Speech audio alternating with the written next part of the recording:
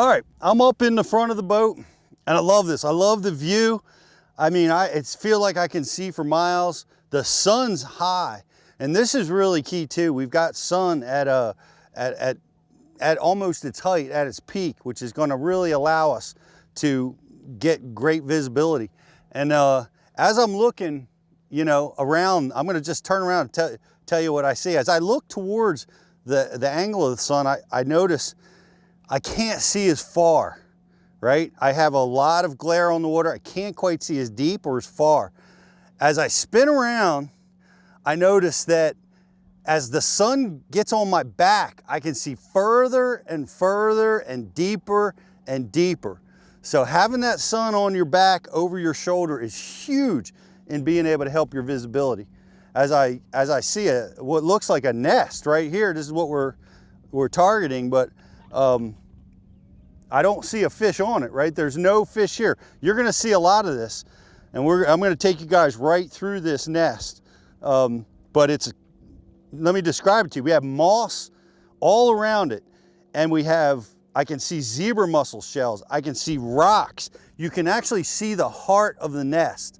It has a couple slightly bigger rocks right in the middle of it. This is a classic bedding area that a fish has swept out, has cleaned, probably deposited the eggs, and maybe now has left. So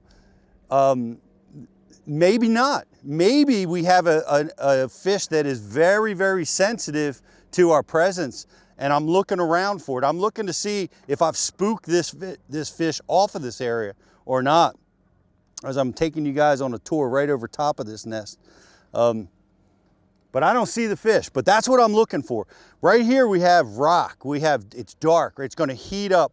There's a lot of moss on it. And this is kind of good, because if a fish decides to spawn in this area, we're gonna be able to easily see it, because it goes from this darker area to really, really light, like that nest was right there. So I'm sitting in about 5 feet of water. We're relatively shallow.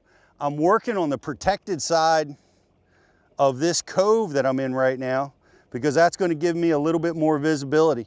And I'm scanning left, I'm scanning right.